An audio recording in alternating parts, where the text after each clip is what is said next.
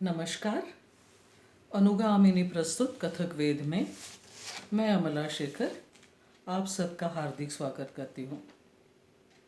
अब तक हमने ताल पक्ष के बारे में बहुत कुछ विचार विमर्श किया। आज तंत्र विस्तार की तरफ चलते हैं।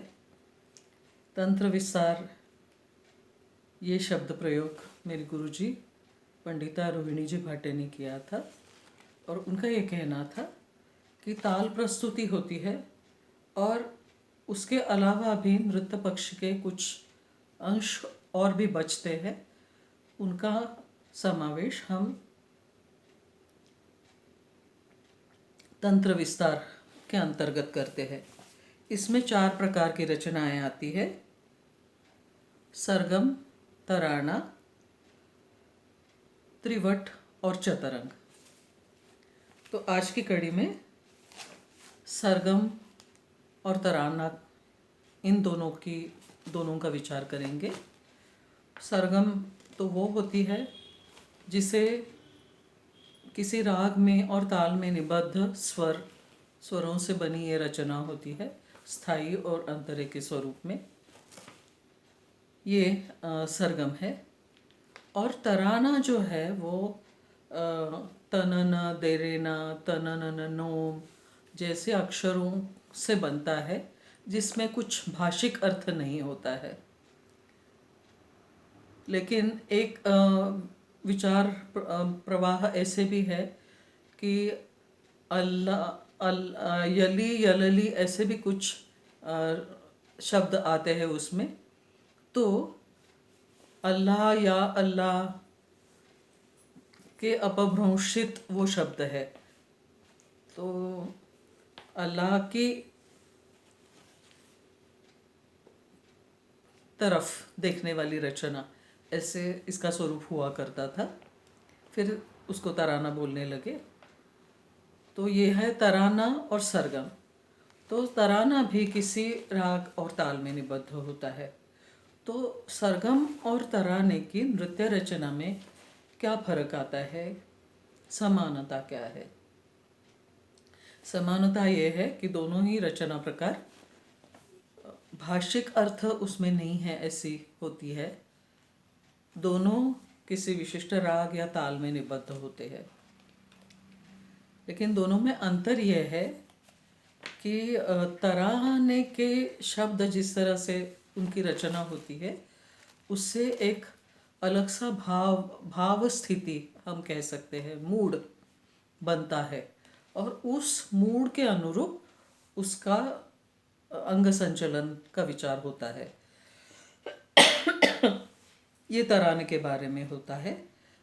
सरगम के बारे में ये होता है कि आरोही अवरोही स्वर जिस तरह से जाते हैं, उसे ध्यान में लेके उस हिसाब से ऊपर की तरफ जाने वाली, नीचे की तरफ जाने वाले हस्तक की परियोजना की जाती है सरगम में। तो ये दोनों नृत्यांग पक्ष प्रधान होते हुए भी उनमें ये फर्क आता है। सरगम होती है सुरों के अनुसार ही जाने वाली रचना, आरोह और अवरोह ध्यान में लेते हुए उस हिसाब से नर्तन का विचार, अंग संचलन का विचार। और तराने में सुर वही है, लेकिन तनन, देरेना, तननोम जैसे अक्षरों से बनी रचना के होने के कारण उसमें जो भाव स्थिति या मूड बनता है, उसे दृश्य रूप देने की कोशिश तराने के नृत्य संरचना में होती है, नृत्य संरचना में।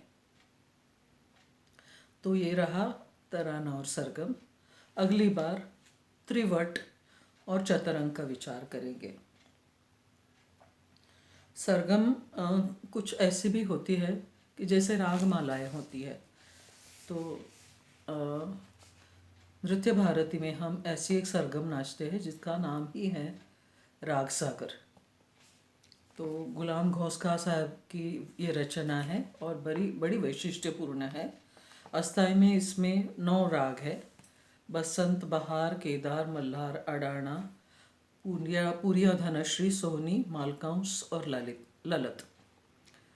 और इसी अस्थाई के अनुरूप ताने जाती है अंतरे में।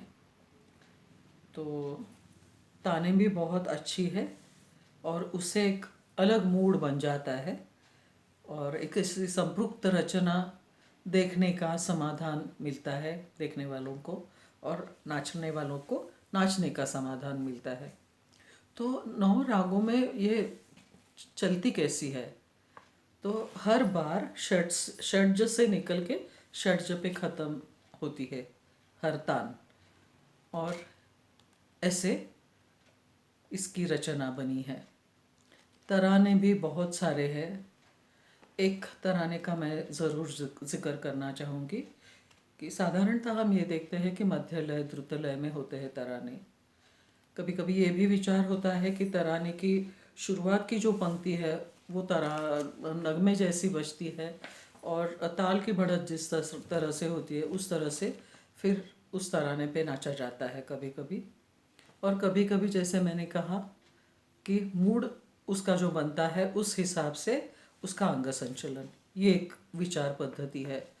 लेकिन रोहिणी जी ने, गुरु रोहिणी जी ने पावस नाम की उनकी एक नृत्य संरचना में 3 चीज़ों का अंतर्भाव किया था। एक था पर्जन्य सूक्त